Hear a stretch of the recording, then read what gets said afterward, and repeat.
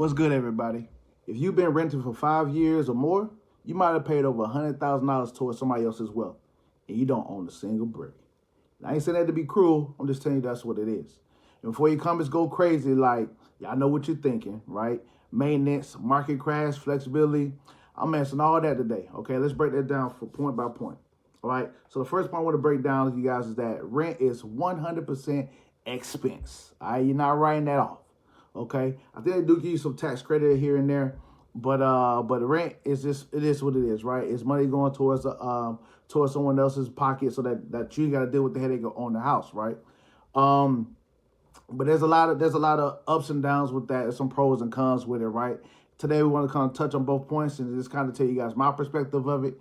As being an investor, being someone who owns multiple properties, and they got a network that's climbing, you know what I'm saying? So this really big on kind of weighing the pros and cons of everything that you own. Right. Point number one I want to talk about is rent is one of its expense. All right. So you don't build any equity with it. You gain zero appreciations. You don't get any tax advantages, right? And you got zero borrowing power. Okay. So, you know what I'm saying? For me, I was really hot because when I was up in California, you know, it's mad expensive out there in San Diego. I was paying like $4,500 a month, right? For this house out in San Diego. Okay. Do the math on that. That's more than people's salaries that you make in a year. You know what I mean? All because I wanted some space. All because I wanted I didn't want to be on my, you know what I'm saying, nut the butt with neighbors, right? I want to have some space to myself, right? And I wanted to have a really good neighborhood, good area and stuff of that nature, right? But if you do the math on that, man, that's over, you know, $50,000 a year, close to $60,000 a year, you know. And I was there for, you know, for a year and some change. And I had did the math, y'all, because the first place when we was in California for like the 6 years we was there before we bounced. The first place we played, we was paying $2,500 a month. The second place was $2,800 a month because they don't stay the same. All right, they managed to somehow creep up on you year to year, year to year. Okay, they don't just stay. It ain't like you gonna pay 1,800 a month and it stays 1,800 for the next 5 years. You know what I'm saying? That wasn't the case, right? The next place I went to was 3,200. Next place I went was 3,800, and the last place before we bounced was 4,500 a month. Okay, so you do the math on how much money we spent over that time frame. You know what I'm saying? Building someone else's pocket, right? So you want to take that into mind because let's say, because I looked at it this way: if I'm paying $4,500 a month for that place that I was at, that if I had got a mortgage, right, with that same amount, how much would the house would have been worth? $500,000 house is a $4,500 a month mortgage, right? So what type of house could you buy with that 500 grand? You know, so you want you kind of weigh those options that way. Another thing I want to talk about is rent is cheaper than mortgage where you live, right? And sometimes that's true and sometimes it's not. Okay, so with rent, the money is gone forever. With mortgages, you pay the principal down. There's potential appreciation, there's equity growth, depending on the area you at, right? You got to take all those things into consideration, right? And so rent a lot of times the rent is cheaper than where the mortgage is at in that particular area, but it won't stay that way, right? Because whatever you get with the fixed mortgage rate was 3%. Nowadays it's about 7%. Whatever that mortgage price is for that house, it's gonna stay the same for the next, you know what I'm saying, for the next 30 years, right? Even if taxes go up, it ain't gonna take your mortgage price is gonna go up that much. Maybe $100, but a lot of times it's going down because you're paying principal down. Whereas when you're paying rent, it'll stay at a small. It'll be probably less than that mortgage price at the beginning, but as the years goes on, that rent's gonna keep climbing up, and whereas your mortgage will be going down, right? So that's things you want to take into consideration. The beauty of being able to be able to rent is that, hey, is there something going on that I didn't cause? Right, that's the key. If you got kids and you're renting, right, if a damage something on the house, like something mess up, something breaks, a lot of times the landlord's trying to see like, hey, it wasn't broken when you first moved in, but it's broken now. So who am I about to charge for it breaking? You know what I'm saying? Unless it's something big like electrical, even some parts of plumbing, they still gonna try to put on your back. If the toilet messed up, something like that, they're like, oh man, is there a toilet flush down there or something like that? That's coming out of your pocket, brother. You know, so you may think that you're calling somebody else's person to do it, but the maintenance fee that they're paying to get that fixed is coming out of your pocket because they're gonna take away from you somewhere or the other.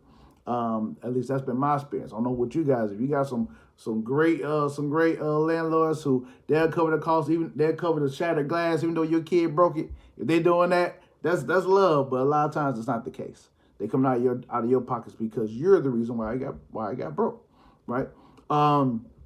So the only thing different between a renter and a mortgage person is that you probably got the landlord's gonna make the call to the vendor instead of you making the call to the vendor. You know what I'm saying? But the price getting deducted out of your pocket it remains the same. All right. So I mean, as you guys could probably tell from me talking about it, I'm definitely big into ownership over renting. Just because I'm big on gaining equity over time, and you're able to deduct your interest rates from stuff like that. But we're gonna go into another point real quick. All right. So point number 2, owning builds equity. Okay. So when you own, part of your payment goes to reducing your loan. We talked about that. Your property may appreciate in value depending on where you at. Right. The first house I bought out in Georgia was I got it for 185K. And that was in 2015. And then when I sold it in 2020 is when I sold it. The house went for 185 and I sold it for 450. You know what I'm saying? Like how many $1,000?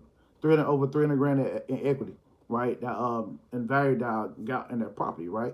So you can't get that if you rent. You know what I'm saying? Like that's just not happening. It's not possible. If you get the exact opposite about that, that's how much money left your pockets, but not actually kind of, you know what I'm saying, you ain't getting that back. There's tax advantages, right? You get the right off the mortgage interest rates from that you pay on your house. You gain leverage, right? Because now you're in the buyer's seat. I own this thing, so I can sell it for whatever I want to sell it for, right? All right. So equity is forced savings plus growth, right? So let's talk about that. All right. Now, not every single place you buy is going to just increase the equity by 3 times, 5 times of what it's worth eventually. It depends on the area that you're buying at. All right, you want to make sure you buy in the up and coming area for sure, right? But chances are you're not losing a whole lot of equity in your property. People worry about the crash thing that happened in 07. That ain't happened again. That happened because they was loose. The banks would have loose cheeks when it came to throwing out mortgages. You know what I'm saying? They was giving out to everybody. They had strippers giving who cash houses had about 4 or 5 houses. I know you watched The Big Short. It was crazy, right? They were loose in these streets. They was giving out mortgages to everybody. People who couldn't afford it. Guess what? Now you can barely get it. So like the crash is not happening again. People just get over that. It's this big conspiracy theory. No, there's a reason why that. Too many people had property they couldn't afford, right? They was just getting properties because people was giving out mortgages without them having the credentials to actually get the mortgage. And then when they couldn't afford it, couldn't make payments, they defaulted on those mortgages, which caused a big short, guys. It's really basic, simple math, okay? So since that's what happened, that's not happening again. They're very tight on who they're giving out mortgages to. You can't expect it to have that type of crash again. So please let that go. Please let that go. If you got a property, it's going up in equity. That's just what it is. Unless you in the place was hit them up, shoot them up everywhere you go. Unless you in that, yeah, you ain't gonna, because no one want to live in that area. But as long as you're not in the area where that is happening all the time, just look for a place that they're developing things, they're building things, they're creating more programs for youth and stuff like that. If that's going on, then guess what? Your property's most likely gonna go up in value. So make sure you keep that in mind when you talk about places to get. Repairs, maintenance. Yes, you're responsible for that. But like we just discussed, you're responsible for that even if you rent. All right. A couple of times my toilet got messed up because my kids put some toys in there. The landlord called the person, but the bill came from me. Okay. All right. So you're gonna have to pay no matter what. If the blinds get messed up or any damage to that property that is not from system lines, like if it's not the AC or plumbing, roofing, stuff like that, anything like that, those big ticket things that typically don't happen. If it's not that, it's the smaller things, you gotta pay for that. The owner's gonna pay for the big stuff, right? If those go bad, and chances are those things ain't going bad if you get, if you get inspections and stuff that done on that, right? So same thing when you buy a house, guess what you need to have on it? An inspection. So make sure the what should go down anyway. It should be in your contract, your purchase sale agreement, right? They're going to inspect the electrical. They're going to inspect the plumbing. They're going to inspect the roof. Mortgages won't clear it if you don't get those things inspected. So long as you ain't buying what they call it, lipstick on the pig, paying cash for it, then it gotta be inspected. And if they don't pass inspection, guess what? Then unless the person who sold it to you don't fix those things, then it won't qualify for a loan. So that protects you from those issues. So bond it, you know what I'm saying? They put that in place for you. So basically, I want to say that landlords factor everything that you got to pay into your rent. They're gonna factor out in there. So don't really separate it. People think that you don't have to pay those fees, or they want to say you don't have to pay those fees, but in reality, you do. Okay. Point number 3 is the real reason why people like to stay rent. It's not always the income, is positioning, right? They got low credit score. They got the utilization is too high. The debt income's too high, right? They don't have no funding strategy. They're scared. Don't realize that you can actually buy a house like $185,000 house can get you a house in a lot of different locations, a lot of different states, and the mortgage isn't that high. Got a mortgage like $1,200, $1,400. You know what I'm saying? That's not a lot. All right. I know you're making more than $2,000 a month at your job. I'll pray you are. You know what I'm saying? Because the cost of living is definitely going up. Right. So it's not hard to afford it. You just got to be in position the right way.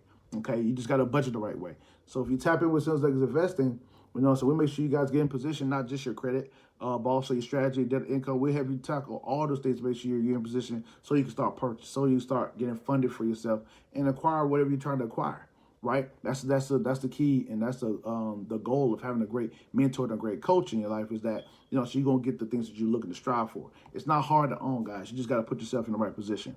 Okay? Stop thinking that, I'd rather just rent. Nah, bro. You rent because you got the right strategy. And that's okay.